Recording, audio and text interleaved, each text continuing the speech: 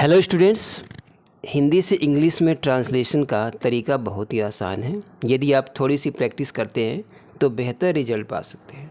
इसी क्रम को आगे बढ़ाते हुए पेश है ये दूसरा वीडियो जिसमें हमने क्रिया के रूप को एक्सप्लेन किया है। तो आइए देखते हैं। वह लिखता है, ही राइट्स। वह सिंगुलर है इसलिए राइट्स हो गया है। जब सिंगुलर आता है, ये प्रेजेंट इंडेफिनिट टेंस है। जब सिंगुलर सब्जेक्ट आता है तो वर्ब में SIS लगा देते हैं। और अगर प्लूरल है, जैसे वे लिखते हैं, तो दे राइट हो जाएगा। इसमें फर्स्ट फॉर्म होता है, वर्ब का फर्स्ट फॉर्म यूज़ करते हैं क्योंकि ये प्लूरल सब्जेक्ट के साथ आया है। वह डॉक्टर है, ही इज़ ए डॉक्टर। वह नहीं लिखता, ही डज़ नॉट राइट। अब यहाँ पर डज़ नॉट क्यों आया है? प्रेजेंट इंडेफिनिट टेंस में जब नेगेटिव सेंटेंस यूज़ करते हैं तो सिंगुलर के लिए डज़ नॉट और प्लूरल के लिए डू नॉट का प्रयोग करते हैं। वे लिख रहे हैं, दे आर राइटिंग। ये प्रेजेंट कंटिन्यूस टेंस है तो इज MR हेल्पिंग वर्ब आता है और वर्ब का फोर्थ फॉर्म आता है, यानी ING फॉर्म आता है। वह लिख चुका है, ही हैज़ रिटन। ये प्रेजेंट परफेक्ट टेंस है तो हैज़ और हैव का प्रयोग करते हैं। हैज़ सिंगुलर के साथ आता है और हैव प्लूरल के साथ आता है। वह लिखता रहा है। अब लिखता रहा है जब कोई काम लगातार हो रहा है तो बीन का प्रयोग करते हैं। He has been writing. वह बीमार रहा है, ही हैज़ बीन इल। वह खेला, ही प्लेड। तो पास्ट इंडेफिनिट टेंस है तो वर्ब का सेकंड फॉर्म आता है, ही प्लेड। उसने नहीं लिखा, ही डिड नॉट राइट। वह लिख रहा था। अब यहाँ पर देखिए डिड नॉट क्यों आया है?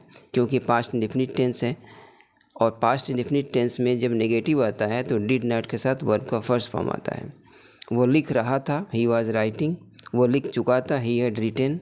वो लिखता रहा था, ही हैड बीन राइटिंग। वो लिखेगा, ही विल राइट। वो लिखता रहेगा, ही विल बी राइटिंग। वो लिख चुकेगा, ही विल हैव रिटन। लिख चुकेगा मतलब काम फ्यूचर में समाप्त हो चुका रहेगा। वे लिख चुकेंगे, दे विल हैव रिटन। वो लिखता हुआ रहेगा, he will have been writing. मैं लिखता हुआ रहूँगा, I shall have been writing.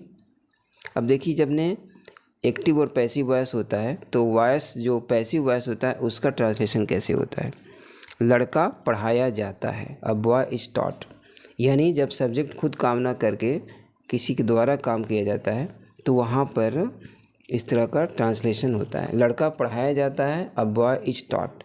अगर आप पैसिव वॉइस के रूल पढ़े होंगे तो उसमें प्रेजेंट इंडेफिनिट टेंस के साथ इज MR आता है और वर्ब का थर्ड फॉर्म हर सेंटेंस में आता है। लड़का पढ़ाया जा रहा है, a boy is being taught. Present continuous tense में पैसिव वॉइस का helping verb is being, am being, are being हो जाता है। लड़के पढ़ाए जा रहे हैं, बॉयज़ आर बीइंग टॉट। क्योंकि बॉयज़ प्लूरल है तो आर आ गया है। लड़का पढ़ाया जा चुका है, a boy has been taught. तो हैज़ बीन इसलिए आया है क्योंकि प्रेजेंट परफेक्ट टेंस है। प्रेजेंट परफेक्ट टेंस को जब पैसिव में करेंगे तो हैज़ बीन और हैव बीन हो जाएगा। लड़का पढ़ाया गया, अब ये पास्ट टेंस है। पास्ट इंडेफिनिट टेंस का जो पैसिव वॉइस होता है उसमें वाज वर्ब लगता है।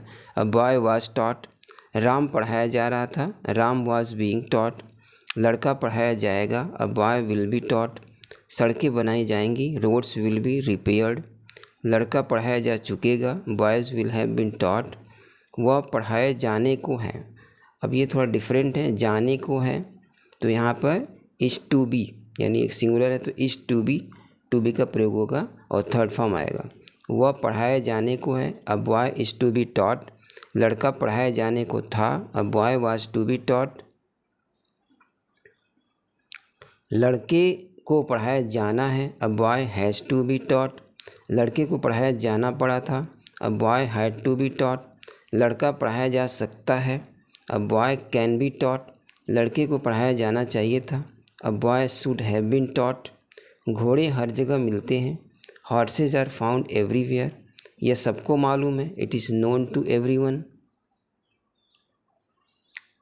तो इस तरह से हमने कुछ चीज़ें समझाई हैं। उम्मीद है आपको समझ में आया होगा। आगे के वीडियो के लिए आप सब्सक्राइब करते रहें।